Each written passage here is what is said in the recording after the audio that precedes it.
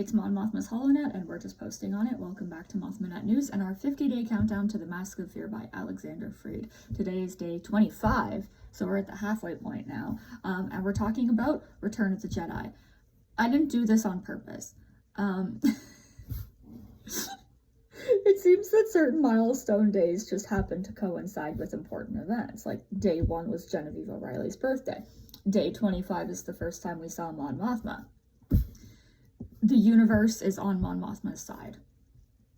Some kind of, it's like, I guess it's like Tay voodoo, except it's gotta be the work of somebody who works for Mon Mothma. Not me. Yeah. Okay. So, Return of the Jedi came out in 1983. It is the final film in the original trilogy. You already knew that. I hope. It's also the first time that we saw Mon Mothma, and she was only the second, female leader of the rebellion that held a significant rank within the organization, the cause of the rebellion. And not gonna lie, kind of sucks that we only ever saw 2. We saw Leia, and then we saw Mon for I think about 26 and a half seconds. Don't fully quote me on that. I pulled that number from a quote from Caroline Blackston. So, yeah. This movie is pretty great. I enjoy it. It's not my favorite. I know that's some people's favorites, but Mon Mothma being in it definitely brings it up a little bit more for me. I wish she was in it more, because then I would love the movie more. Yeah. But at least it doesn't get a 0 out of 10 on the Mon Mothma scale. This movie typically would get a fairly, if this was just a regular post-Return of the Jedi story, it would get a slightly lower score because there's not enough Mon Mothma. But because it introduced Mon Mothma, it increases that score. So, anyways, Mon Mothma gives her speech to the rebels. She literally just steps up, everyone shuts the fuck up, and we don't find out her name. Yes, she's in the credits. I've had people argue with me because I was like, her name wasn't said on screen in Return of the Jedi. And someone was like, well, her name was in the credits. And I was like,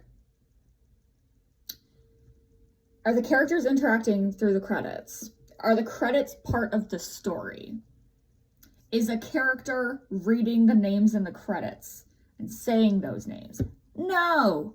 So that was a very interesting moment for me, because I had to explain what a character saying a name on screen looks like, and the difference between the story and the credits of a film. It was one of those questions where I actually had to think about the answer, because I was like, how am I going to answer this? Because this feels like a stupid question.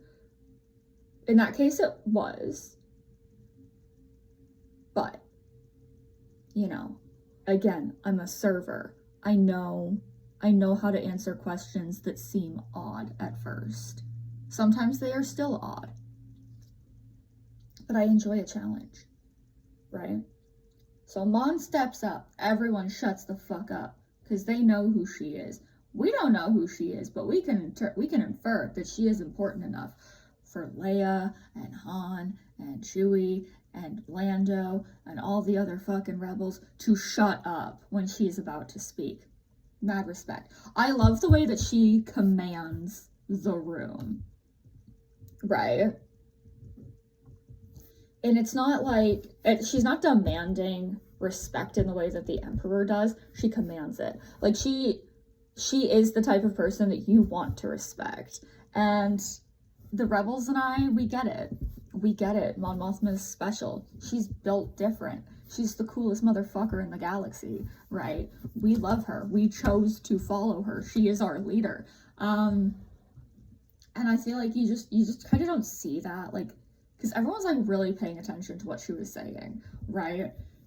I feel like you don't get that with a lot of characters within Star Wars, and even rebellion leaders. I don't again, the rebels will have respect for their leaders, but with Mon holds a special reverence for them. And I appreciate that as someone who is very much the same for that. Yeah, so she talks about, you know, like how the Emperor has made a critical error, the time for their attack has come, and, you know, in her speech, she's able to be like, hey, you know, this information that we got is not without cost. Like, many Bothans died to bring us this information. And the solemnity in that, like, part of her speech also is probably one of the reasons why she is so respected, is because if somebody is going to die for this cause and she is going to know about it, she is going to call that to light. She's gonna be like, hey, this is who we're fighting for. We need to make sure that their death was not in vain. We need to use this information to win, to beat the Empire, to make sure more people don't die, so we can reduce the amount of people that are dying. And like, even in other texts, it's very important, like when Mon is like, hey, you know, yeah, people died in this battle, we will mourn them and we will keep fighting in their memory, right? And I feel like a leader like the Emperor doesn't do that, right? And in the Star Wars 2020 comic run, during Lando's trial, Mon is kidnapped, and she points out to her kidnapper, like, hey, to the Emperor, to the Empire, you're not even a person. Like, you don't fucking matter. And like, she's basically able to almost sway the leader of the mercenary group who kidnapped her, because Mon's like her kidnapper's like, no, it's not like that for everybody, like, it's not like that for me. And Mon's like, if it's not like tell that to the people of Alderaan. And her kidnapper's like, okay, maybe we made a mistake, right? That's how powerful, like, Mon's words are. She has the ability to literally talk her way out of most things. And again, I want to see more team-ups with her and people who are also like that, like Lando, Han, you know, because I'm like, that is an insane amount of charisma. That is an insane amount of, I know how to get my point across, and I'm going to succeed in this, and you are going to be on my side, right? And it's such a departure from what we see in Andor, where she's begging to be listened to. When somebody's like, yeah, I'll listen to you, it's so easy for her to be like, you're on my side now, because I said some fancy words, and they were all correct. And I really hope that you cannot very loudly hear what I think is a snowplow or a snowblower or a salting vehicle outside of my window. I really hope you can't hear that. But now you know that it's there, and it's pissing me off. And so, you know, Mon gives this speech, this information to the rebels that are going to be going out there and fighting. And she reinvigorates them with the hope of, like, holy shit, this might be over soon. Like, we can win this thing. And, you know, like, clearly she's not okay with the thought of people dying, the thought that this could be their last stand, the thought that if they lose this, it's all over. But she knows that they need to fight anyways. And I just think that that's really special. And, but anyways, again, because sometimes I'm a little bit mean to him, shout out to George Lucas, who is like, the leader of the Rebel Alliance is a woman, like, in the 80s. Because I swear to God, if that had happened now, the leader of the rebellion being a woman, it would have been woke, or something along that line. It would have been like, Return of the Woke or something. I'm just trying to think of the jokes that would be told. And I think that the original trilogy, if it came out now, the amount of comments from people who have their whole brands based off of the Star Wars franchise, and they monetize their content about it. they would be calling it woke. They would hate this franchise with a burning fucking passion. Because what do you mean?